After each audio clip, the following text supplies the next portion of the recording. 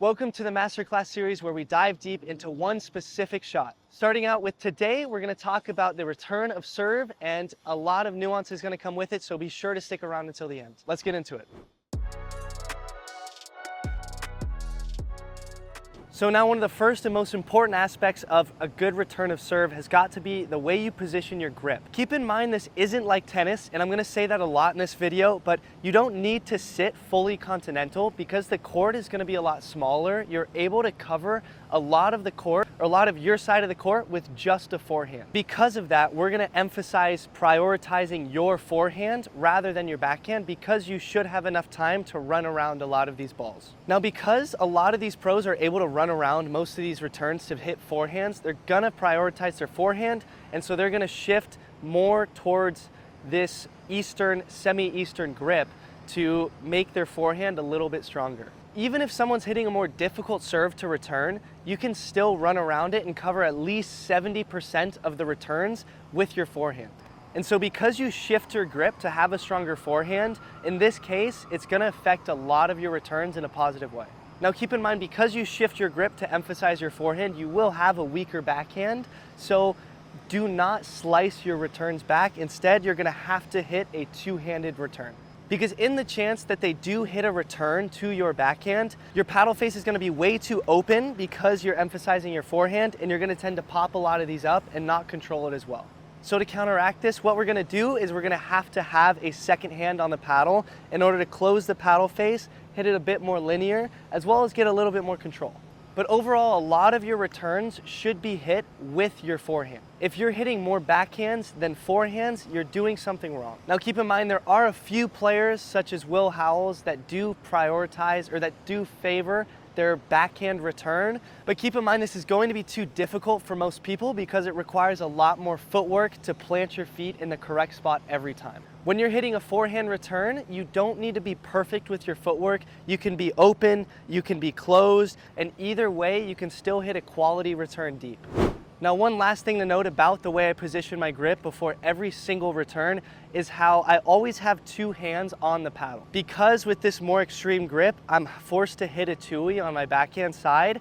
You should always be ready, and your ready position should be with two hands on the paddle. You see a lot of the best players do this already, and it's because they need two hands to hit their return on the backhand side. So when you're set, getting ready to hit this return, you should already have two hands on the paddle like this, and it's a bad habit if you only have one.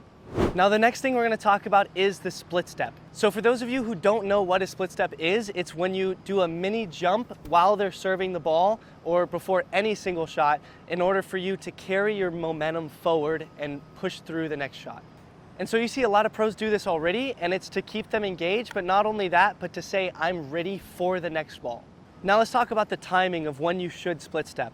In my opinion, you should start to split step and finish landing once your opponent finishes making contact with their serve. Now this is a rule of thumb that I found, and I think it's super useful because it applies to any level, no matter the serve difficulty either. It means right when the server makes contact, I'm already in the air and I just finished landing. And when you finish landing on your split step, you need to be on the ball of your feet and not land back on your heel. And the reason is because it's so much faster movement-wise to move and push off of the ball of your feet than it is from your heels. And fun fact, this is actually why you see a few players like Kwang Duong actually set in their ready position only on the ball of their feet, and it's inverted a little bit because it helps them push out a little bit more faster. But overall, the main takeaway on why you need to split step is because it helps you prepare, time correctly, gain rhythm, and carry that momentum through to your next shot. Another important thing to notice is how close I make contact with these balls to my body. It's because you want to have a contact point closer to your body because you have more leverage, more power, and more control. Consider these two spots right here, my quote-unquote pockets, and you generate the most power and have the most control in these two areas. And so you get much more power and control closer to your body, and the further away it is, the less control in general you're going to have on where you actually hit the shot. For example, if my opponent serves a great tee ball and my feet aren't set close to it and I'm just lunging and reaching for it, then that's where I'm gonna have less control. I'm not gonna know where it goes, and that's because my feet aren't planted where they should be to make the contact point closer to the ball. And this applies to both wings, and this is why you often see people on their backhand side close their stance, hyper close their stance like this, because this moves their hips rather than being open like this. It moves their hips to actually be closer to the contact point of the ball. But overall, even if you get served at your body, try to run around it and make contact near your hips, because that's when you're gonna have the most power, most control, most feel. So another thing to focus on when you're hitting your return is that you need to shift your body weight forward when you make contact with the ball. Now, I see way too many players split step correctly, but they lose that forward momentum once they make contact with the ball because they're still swing and then they move again.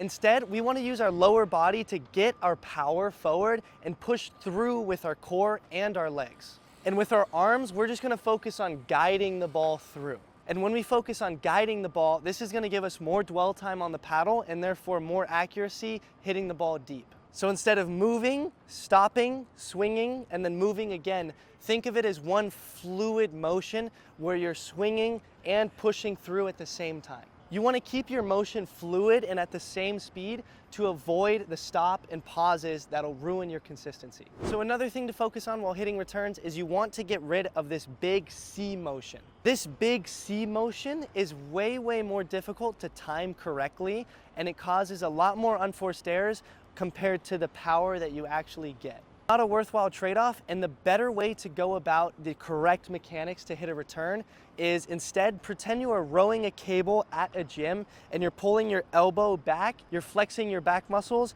and that should be your wind-up. So now the circle that you make is this compared to moving your shoulder like this. So the biggest reason why you should focus on just rowing back and making this your motion rather than this your motion is because it's much faster to do. When your opponent hits a good serve, you don't know the pace it's going to come off, and if they hit a hard, deep serve that's coming at you quick, this motion is going to be too slow to time it correctly. Compared to no matter if they hit a deep or a lob serve or a hard serve, with this backswing, you're able to be quick enough to make good connection with the ball no matter the serve. So now a good timing rule of thumb to keep in the back of your head is you should only be swinging forward when the ball makes contact with the ground. If somebody hits a deep serve and you aren't prepared and it's bouncing and coming towards you and you're still in your backswing right here, then you're gonna be late and you're either gonna hit the ball in the net or swing it out and overcompensate. So one thing to focus on is as soon as the ball bounces, all of your motion should be going forward. This is what a lot of people call the ball creeping up on you, because the ball bounces quicker than you expect and you're still in this backswing area and you're not connecting with it early. You're gonna get jammed back here or push out because you're swinging too fast now to overcompensate. Now another thing I see a lot of pros do, for example, Christian Alshon, Fed, Ben, Tyson, all of these players that have some of the best returns in the game, is they hinge their wrist a little bit backwards. And so I know I use this example a lot, but pretend you are shaking someone's hand and that is the way you make contact with the ball. Your wrist is gonna be in a pretty flimsy spot compared to if you hinged it back a little bit. Now it's gonna be a lot more solid. So you're still hitting the same motion, but notice how my wrist is cocked back a little bit rather than being straight up. And so what this does, having my wrist back, it's in a stronger spot, you can feel tension, and therefore it expands the sweet spot. So when you push your arm forward, it helps reduce the amount of shanks and therefore increases the consistency. Another bad habit to add on with the wrist is I see too many players use too much wrist in their return. Now keep in mind your wrist can remain in a strong spot during your entire swing, but I see too many players, even some pros, use too much of their wrist rather than their lower body, core, or even their shoulder and arm. Now using your wrist to overcompensate is not a good habit to build off of, and it isn't quite sound mechanics because there's too much variable on where you're going to hit the ball. For example, if I hit a serve with just wrist, I cannot place it as well compared to if I hit a serve with just arm. So when we're focusing on returns and deep returns, more importantly, you want that consistency. So therefore, you should just focus on keeping your wrist in a strong spot, maybe turnovering it a little, but for the most part, your power is gonna come from your arm, your shoulder, your core, and your legs rather than your wrist. Now, another thing I really need to stress with you guys is how important it is to hit a two-handed backhand in pickleball, especially in returns.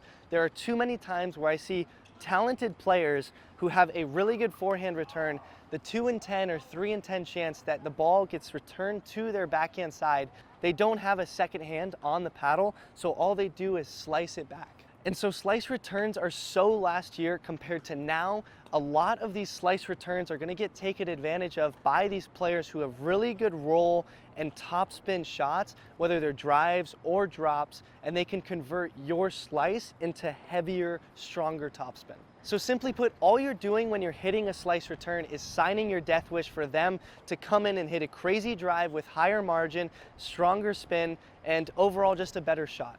So to counteract this, you need a two-handed backhand. And I'm not saying you need a crazy good two-handed backhand, just one that's good enough to push the ball deep. You don't even need topspin. It can be flat, it can be a little bit floaty, but it's better than having a slice return. Now, did you know that you can predict the most likely spot that your opponent is going to serve the ball to? And this anticipation stems from their positioning on the baseline.